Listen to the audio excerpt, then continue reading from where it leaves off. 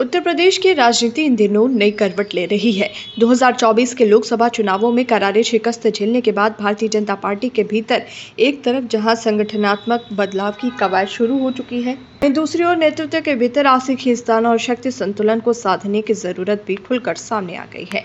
मुख्यमंत्री योगी आदित्यनाथ के नेतृत्व में भले ही बीजेपी ने 2017 और 2022 में शानदार जीत हासिल की हो, लेकिन 2024 के नतीजों ने उस राजनीतिक किले में कई बड़ी दरारें उजागर कर दी हैं। डिप्टी सीएम केशव प्रसाद मौर्य और ब्रजेश पाठक के साथ सीएम योगी आदित्यनाथ के संबंध लंबे समय से चर्चा में रहे हैं। सियासी गलियारों में ये धारणा रही है कि इन नेताओं के बीच मतभेद सिर्फ विचारात्मक नहीं बल्कि राजनीतिक वर्चस्व को लेकर भी हैं। संगठनात्मक नियुक्तियों से लेकर प्रशासनिक फैसलों तक तीनों नेताओं के बीच सामंजस्य की कमी अक्सर सतह पर दिखाई देती रही है। यही वजह है कि हालिया दिल्ली दौरों में इन तीनों नेताओं की अलग अलग और फिर सामूहिक रूप से मंच पर उपस्थिति को केवल राजनीतिक शिष्टाचार नहीं बल्कि बीजेपी के अंदरूनी खींचतान को सुलझाने की सोची समझी रणनीति के रूप में देखा जा रहा है। बीजेपी हाईकमान ये भली भांति समझ चुका है कि अगर 2027 में पार्टी को सत्ता की हैट्रिक लगानी है तो केवल सामाजिक समीकरणों को साधना काफी नहीं होगा, बल्कि नेतृत्व के बीच स्पष्ट तालमेल और भरोसे का माहौल भी बनाना होगा। यही कारण है कि अब न केवल प्रदेश अध्यक्ष का चयन संतुलन को ध्यान में रखकर किया जाएगा, बल्कि संगठन और सत्ता के बीच आपसी संवाद और समन्वय को भी प्राथमिकता दी जा रही है।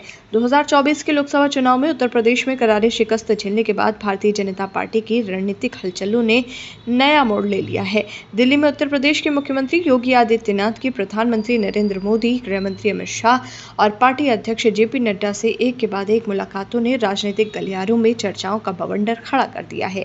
ये मुलाकातें यूं ही नहीं है बल्कि सत्ता और संगठन के बीच बिगड़े समीकरणों को साधने, नाराज गुटों को मनाने और 2027 की तैयारियों में संगठन को फिर से चुस्त दुरुस्त करने की गहरी पटकथा का हिस्सा है। उत्तर प्रदेश में बीजेपी को जो झटका 2024 में लगा है वो केवल आंकड़ों की भाषा में नहीं बल्कि पार्टी के जाति और सामाजिक आधार के खिसकने की कहानी भी कहता है। 2019 में जहां बीजेपी ने 62 सीटें जीती थी, वहीं 2024 में ये संख्या घटकर महज 33 रह गई। समाजवादी पार्टी 37 सीटें जीतकर सबसे बड़ी पार्टी बन गई और कांग्रेस ने भी 6 सीटों पर जीत दर्ज की है। यह नतीजा न केवल चौंकाने वाला था बल्कि पार्टी की उस इनविंसिबल अजेय छवि को भी तोड़ने वाला था जो यूपी में 2014 से 2022 तक कायम थी। सीटों के साथ साथ बीजेपी का वोट शेयर भी करीब 8% गिरा, जो इस बात का संकेत है कि समाज के भीतर वो वर्ग जिसका नब्ज पकड़ने में बीजेपी को महारत थी अब उससे छिटकने लगा है।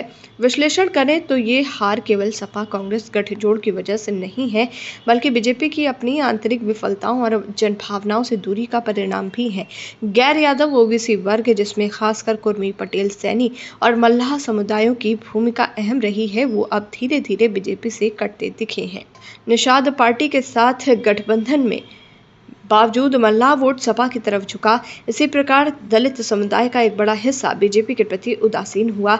उसकी प्राथमिकता में सपा कांग्रेस गठबंधन ऊपर आ गया है। ये जाति असंतुलन पार्टी के सोशल इंजीनियरिंग मॉडल को सीधे चुनौती है, जिसने 2014 और 2019 की जीत की नींव रखी थी।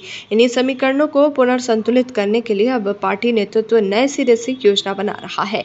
इसी संदर्भ में डिप्टी सीएम केशव प्रसाद मौर्य, ब्रजेश पाठक और फिर योगी आदित्यनाथ की दिल्ली में केंद्रीय नेतृत्व से मुलाकातों को समझना होगा।